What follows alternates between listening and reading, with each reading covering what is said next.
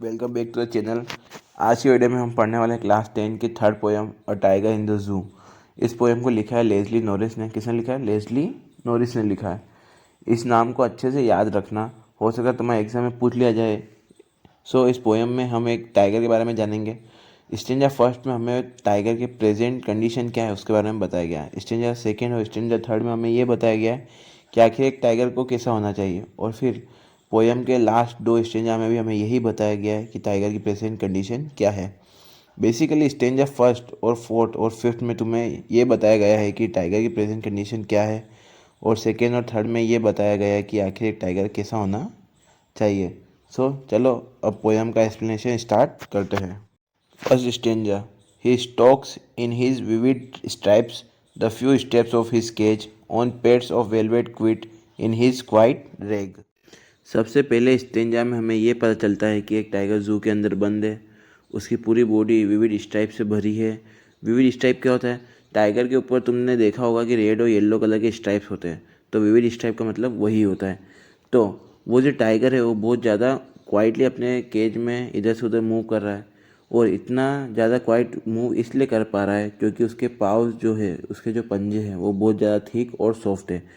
Thick का मतलब मोटा है, लेकिन मोटा होने के साथ साथ वो बहुत ज़्यादा सॉफ्ट है, बिल्कुल मखमल की तरह।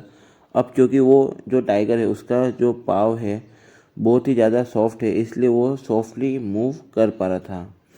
लेकिन वो अंदर से बहुत ही ज़्यादा गुस्से में था। ओबियसली गुस्सा होगा भी क्यों नहीं, क्योंकि वो जंगल में जाना चाहता है। उसका घर जंगल है, लेकिन उसको चार दीवारी के अंदर पैक करके रख। He should be lurking in shadow, sliding through long grass near the water hole where plum deer pass। अब आगे बढ़ते हैं स्टेंजर सेकेंड में। जैसा कि मैंने तुम्हें बताया था कि स्टेंजर सेकेंड और थर्ड में हमें पता चलेगा कि आखिर एक्चुअली में उस टाइगर को कहाँ और कैसा होना चाहिए। तो स्टेंजर सेकेंड में वही बताया है।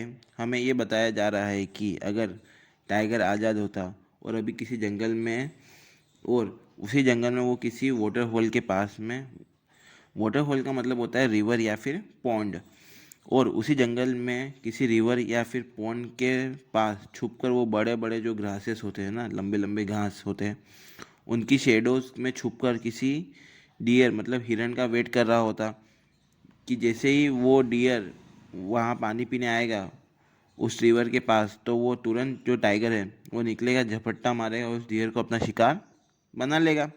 अब तुम लोग सोचोगे कि ये तो बहुत बुरी बात है, वो बेचारा मासूम खा लेगा उसको, बेचारे मासूम को वो खा जाएगा। इससे तो अच्छा है कि केज में ही रहे। देखो, बुरी बात का तो मतलब इस नहीं कह सकते इसको, क्योंकि ये एक इकोसिस्टम का पार्ट है। टाइगर का काम है हिरन को खाना। ओबियसली अगर वो ऐसा नहीं करेगा तो इकोसिस्टम ब्रेक हो जाएगा, और इकोसिस्टम ब्रेक हो जाएगा तो प्रॉब्लम क्रिएट हो जाएगी। Stranger third. He should be snarling around houses at the jungle's edge, baring his white fangs, his claws, terrorizing the village. Third stanza में ये बताया जा रहा है कि अगर टाइगर हिरन का शिकार नहीं कर रहा होता तो भी वो होता जंगल में हो सकता था। वह जंगल के आसपास के जितने भी विलेज हैं वहाँ पर जाकर लोगों को डरा रहा होता। टाइगर का कि आराम से घूमते घूमते अपने जंगल के आसपास के विलेजेस में जा जाके दहाड़ता और वहाँ के लोगों को डराता अपने वाइट फैंग से।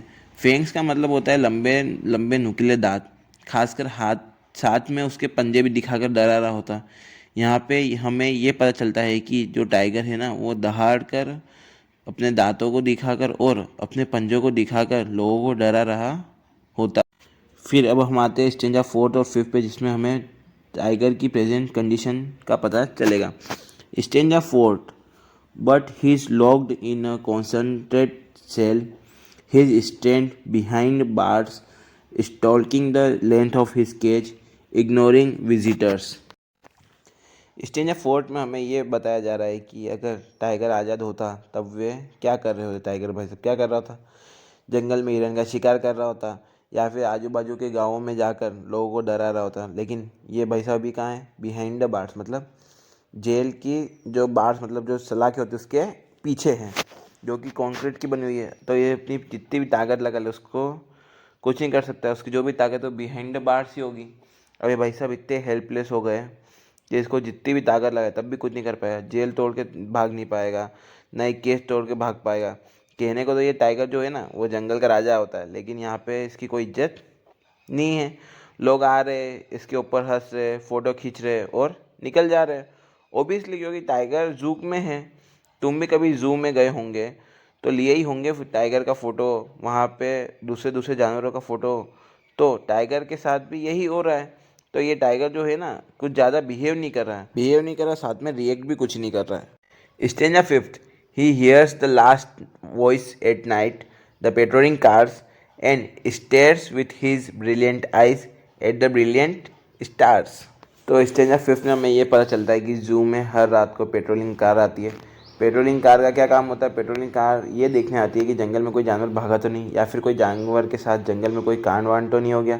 ये सब देखने आती है। बेसिकली हर रात में जो टाइगर है वो लास्ट वॉइस पेट्रोलिंग कार की ही सुनता है, मतलब ये जो कार आती है उसकी आवाज़ सुनता है। और उसके बाद तारों को देखता रहता है या घूरता रहता है। अब यहाँ पे तुम एक छोटी चीज़ को नोटिस करना। यहाँ पे लिखा गया है कि वो जो टाइगर है वो अपनी ब्रिलियंट आइज से ब्रिलियंट स्टार्स को घूरता रहता है। मतलब यहाँ पे ये कहने की कोशिश कर रहा है कि जो टाइगर है उसकी आँख ना वो बहुत ज़्यादा ही चमचमा रही है। अगर तुमने कोई पेट वेट पाला हो तो तुमको पता होगा कि जैसे डॉग केट, तो उनकी जो आँखें रात को चमकती रहती है या चमचमा रही है, उस पर लाइट या टॉर्च मारी जाए तो उसी तरह टाइगर की भी आँखें चमक रही है। सो ठीक इसी तरह तुम्हारी ये पोयम ख़त्म होती है। अगर मज़ा आया तुम्हें वीडियो को लाइक करना, चैनल को सब्सक्राइब करना और अपने जिगरी भाइयों के साथ शेयर करना। तो फिर मिलते हैं ऐसे ही अगले वीडियो में।